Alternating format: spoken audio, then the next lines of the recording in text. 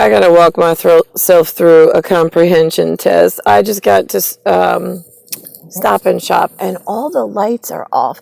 Sometimes it's like you're throwing cover for some reason. At like you need some kind of outside source, like confirming that like some odd event happens. So this way it coincides with another event. There's a witness in front of me, and whatever, different car. So I'm just walking through this one. So I called.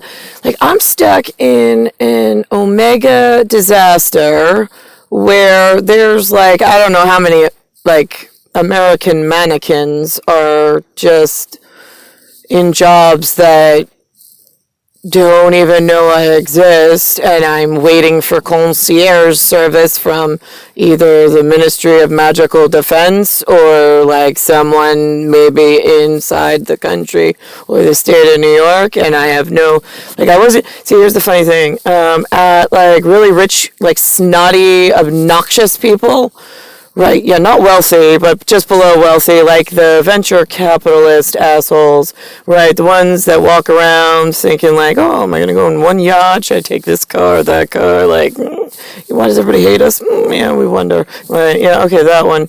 So that level, right, yeah, they go on like fancy vacations, and when they go to their big, gigantic suites that are way larger than any house I've ever been able to afford, they order concierge service, and usually they have some staff member order the stuff and have it waiting in the room ahead of time. Right, yeah, okay, so I had that, and humans were my staff on Earth, being this plan that every staff member should be fired from. We called ahead for reservations to make sure that humans had no reservations, but they had hours and what we actually wanted them to perform like, so we didn't have a Omega disaster problem. Right, yeah, that didn't work out well with you humans. Okay, so now I'm MIA AWOL, the airship let me out, and I'm here first. I have Dream Man, and then we encounter problems with humans, and being here, then being ripped away, me having to appear in some New Hyde Park kitchen with some crazy fucking Korean lady who was pretending to be a Native American Indian, which confused and Pueblan and pre-Colombian and all these woman's lib, and she likes to kiss women, and whoa, Alice, whoa! Where did Michael go? He's my witness in male territory that you are not allowed around children anymore. Right, yeah, okay, so anyway, for abusing privileges of checking me out of, like, airship time without any of my people, or unbeknownst to myself, just using some concierge service of criminal network, apparently.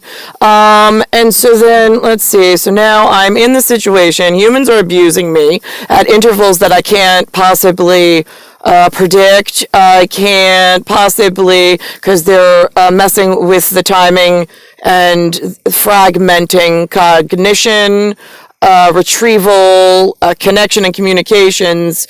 Let's see, anything else? Right, all those things, like when you are in a enemy territory, that being all the mannequin American human dolls, and then all the bunker children hiding in secret layers, pushing funny buttons and laughing their asses off about how fucked up this is getting until their fucking head comes off from their shoulders.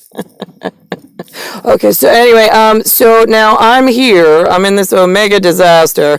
I come as Rusian doll, Ragdoll, whatever, Ragnar's doll, as one perfectly sized Vlad from my perfectly sized Soviet. I'm number 15, he's number 21 in that scenario, and that's the visual on a portrait that we like to keep forever. And then there's, so like when we're together, which we did a lot of work together, just him and I, at that look for our portrait before we became immersed in this painful painting that humans made in some Omega disaster scenario, right? So him and I in our portrait, right? There was no, like, he was still a lethal weapon, but nobody knew it because he was never killing me. or whatever. Oh, there goes the lights. Look, somebody knows. Okay. So anyway, but then what happened was, right, somehow he got taken away from me. Oh, look at that. We arrived here on Earth. We were supposed to be brought back together as the instructions we left with concierge service ahead of time when we made our reservations and told you were not allowed to have any. That this is just the way it is, and that's it. And so then let's think about this, right? Then humans decided no, they didn't like being told what to do because they're assholes, and they don't fully understand how dangerous they all are when many of them see one doing something, and then like monkeys in the fucking jungle, no matter what color they are, or no matter what species they are, they all decide to start doing things, and then then we get all communications down again, right? Okay, so I came and then they took him away, but I know he exists, right? So I maintain my innocence throughout this entire whatever this is, 42 painful paintings of years, just looking for my portrait.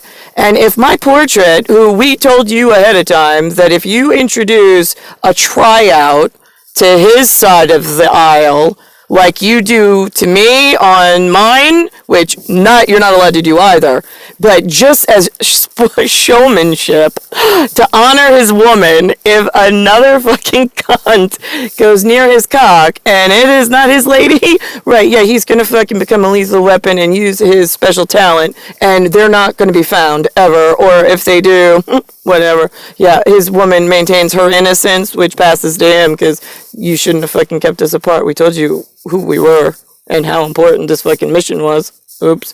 We're partners for like more than life, right? So you kept us apart. Then you wanted to fuck up and say that Alexander's running some kind of coven alcove, helping us out with one of the hidden duck hunters elsewhere that I own, and wants to own me with him, which is fine because we're still family in some kind of 5-god thing that we got going on for protecting ourselves from all you crazy fucking humans.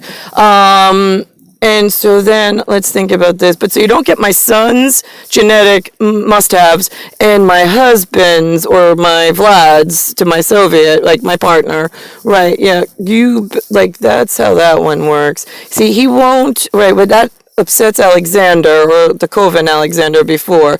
He's like, I don't know. I keep seeing this guy. Like, I know she says that's my real dad. He goes, but I don't know about that. I've been told some things, and it makes me, I want to be there when I hand her hand over to him.